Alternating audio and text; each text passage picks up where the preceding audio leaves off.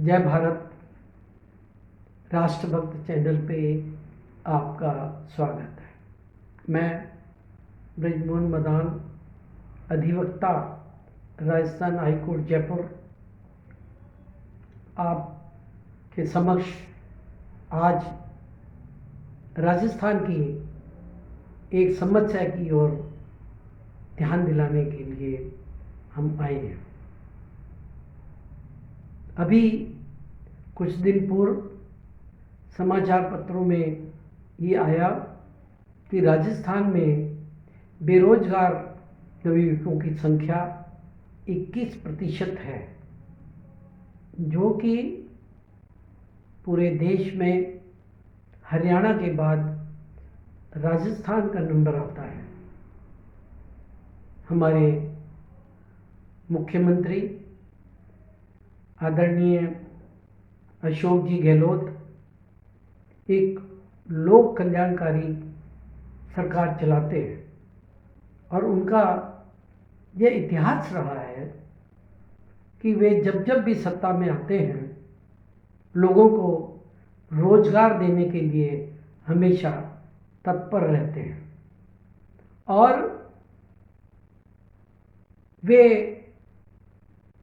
पदों के लिए भरने के लिए राजस्थान सिलेक्शन बोर्ड को परीक्षा आयोजित करने के लिए कहते हैं। जैसे फार्मासिस्ट की बात हो, एएनएम हो, पटवारी हो, टीचर हो और उसके साथ साथ स्टेनोग्राफर हो, उनके लिए राजस्थान स्टाफ सिलेक्शन बोर्ड परीक्षा आयोजित करता है। लेकिन राजस्थान का दुर्भाग्य है कि इन परीक्षाओं में कुछ ना कुछ ऐसी गलती रह जाती है कि कई जगह तो 2011 से भी अभी उन पे भर्तियां नहीं की गई। जैसे स्टेनोग्राफर की बात करें, राजस्थान में लगभग 1200 वैकेंसीज स्टेनोग्राफर की हैं। वे 2011 की 2018 में भी परीक्षा आयोजित की गई, परंतु कहीं ना कहीं परीक्षा में ऐसा प्रावधान कर दिया जाता है कि कुशल स्टेनोग्राफरों की भर्ती नहीं हो रही। कहीं तो पेपर आउट हो जाते हैं, कई पेपरों में गड़बड़ी होती है। राजस्थान स्टाफ सिलेक्शन बोर्ड में जो अधिकारी हैं उनको 2 लाख प्रति महीना वेतन और भत्ते मिलते हैं, परंतु 2011 के पश्चात भी जो आवश्यक भर्तियां होनी चाहिए, चाहे वो पशुधन विभाग है, कुछ ना कुछ कारणों से भर्तियां नहीं हो रही। मैं विशेष रूप से हाल ही में स्टेनोग्राफर की परीक्षा ली गई। उसमें आवश्यक शैक्षणिक योग्यता 12वीं रखी गई और 2 फेज में पेपर लेने का तय हुआ। पहला paper general knowledge, science, English, Hindi, जिसमें कि उन्होंने ये प्रावधान किया कि कम से कम 40% अंक प्राप्त करने वाला और कुछ और उससे ऊपर इद्दत को एक नया शब्द उन्होंने जोड़ दिया, जिसका कि अर्थ एक आम आदमी भी नहीं समझता कि हम उनका सेकंड फेज में परीक्षा लेंगे। जो दूसरे फेज की परीक्षा होनी थी वो है स्टेनोग्राफर की। बार बार इस बात को कहा जाए, हर समझदार आदमी इस बात को समझता है, हर जानकार आदमी इसको समझता है।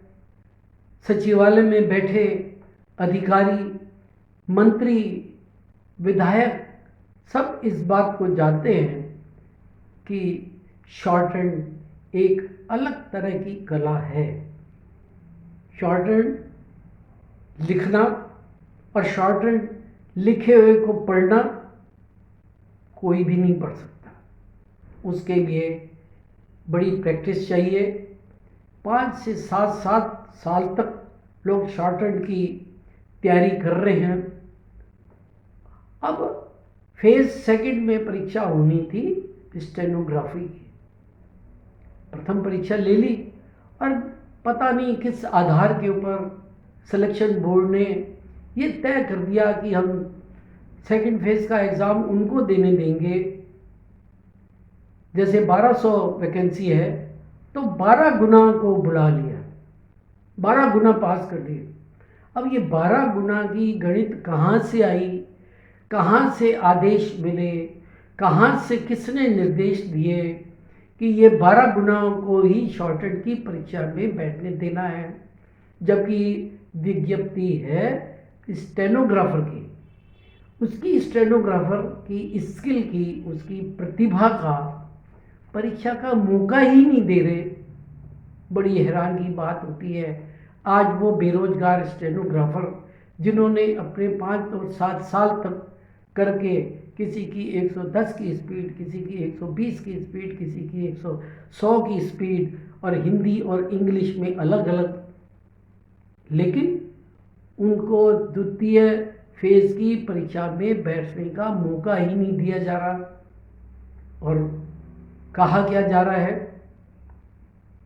कि आपके प्रथम फेज में जो लगभग बताते ऐसा है कि 70% अंक प्राप्त किए हैं, केवल उन्हीं को ही आगे जाने देंगे। और बड़ी मज़ेदार बात है, कानून को बनाने वाले, निर्देशों को बनाने वाले पता नहीं क्या कहते हैं कि स्टेनोग्राफर परीक्षा में अगर उनके 36% भी आ गए उसको स्टेनोग्राफर बना दिया जाएगा, जबकि वो क्लर्क के बराबर की परीक्षा में तो 70% ले आया और स्टेनोग्राफर जिसकी विज्ञप्ति है, जिसकी आवश्यकता है, उसको 36% में आगे ले जाएंगे। जबकि अगर ऐसा था, करना था, तो स्टेनोग्राफी की प्रथम फेज में उसकी परीक्षा ले ली जाती और 36% को पास करके साइंस, मैथ्स, हिंदी, इंग्लिश जो भी जिसकी आपने परीक्षा लेनी थी आप ले लेते। किसी को पता नहीं। लेकिन स्टाफ सिलेक्शन बोर्ड की सोच का क्या आगे की सोच है, क्या उसका दायरा है, ये वही जाने। लेकिन आज मैं एक बात और कहना चाहता हूँ। आज ही राजस्थान हाई कोर्ट में 1200 के सिविल जजों की विज्ञप्ति निकली है। 1200 जज उन्होंने भर्ती करनी है और उसके प्रावधान के अनुसार पहला प्रश्न पत्र, दूसरा प्रश्न पत्र, तीसरा प्रश्न पत्र, कहीं न्यूनतम अंकों का भी प्रावधान नहीं रखा उन्होंने। जो तीनों हो जाएगा और उनके जितनी 1200 है तो उसके हिसाब से उनकी 20 गुना लोगों को बुलाएंगे, 20 गुना लोगों को बुलाएंगे। और इंटरव्यू में उन्होंने किन किन लोगों को बुलाना है, जिसके 20 गुना को बुलाएंगे। अर्थात 1200 जैसे वैकेंसी है तो कितने लोगों को 20 से मल्टीप्लाई कर दे तो 24,000 लोगों को बुलाएंगे। जब 24,000 लोगों को बुलाएंगे, उनमें से जैसे इंटरव्यू में नंबर आएंगे तो 35 इंटरव्यू के नंबर, 100 तीनों पेपरों के नंबर, टोटल जोड़ के जजों की भर्ती हो जाएगी। वो जज जो देश को चलाएंगे, देश के कानून को बनाएंगे, देश के कानून की अवहेलना को रोकेंगे, उनमें तो आप 20 गुना ले रहे हो और स्टेनोग्राफर में केवल 12 गुना। उसका कोई आधार नहीं। केवल मैं तो दूसरे शब्दों में कहूँ, तानाशाही की तरह से है लोकतंत्र। बात तानाशाही की जाती है।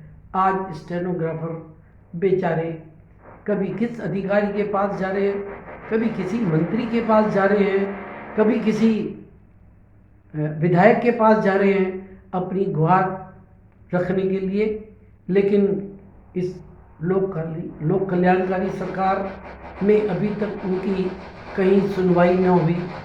मैं राष्ट्रभक्त चैनल की तरफ से पुनः राजस्थान सरकार, विशेष रूप से हमारे लोक नायक, जन नायक मुख्यमंत्री अशोक गहलोत जी से प्रार्थना करूंगा उनकी बात को सुना जाए और राजस्थान सिलेक्शन बोर्ड वालों से ये पूछा जाए कि 12 गुणों का आधार आप कहाँ से लाए। हाँ, अगर उन्होंने करना था, जैसे आज वैकेंसी निकली है जजों की, उसमें पहले से ही विज्ञप्ति में लिख दिया गया कि इंटरव्यू में 20 गुना लोगों को बुलाएंगे।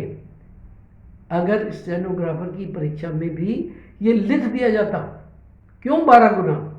आप आधार बनाते 5 गुना कर देते, 20 गुना कर देते, 25 गुना कर देते। या एक बात मैं मुख्यमंत्री जी का ध्यान इस ओर भी दिलाना चाहता हूँ, एसएससी भी स्टेनोग्राफर की परीक्षा लेती है और स्टेनोग्राफर वहाँ यहाँ तो 1200 की जगह वो हज़ारों की संख्या में भर्ती होती है और वो क्या करते हैं, 28 गुना लोगों को पास करते हैं।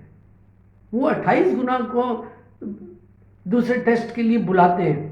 राजस्थान विधानसभा एक ही परीक्षा लेती है, राजस्थान हाईकोर्ट एक ही परीक्षा लेती है, केवल शॉर्टहैंड का, जनरल नॉलेज का नहीं लेती।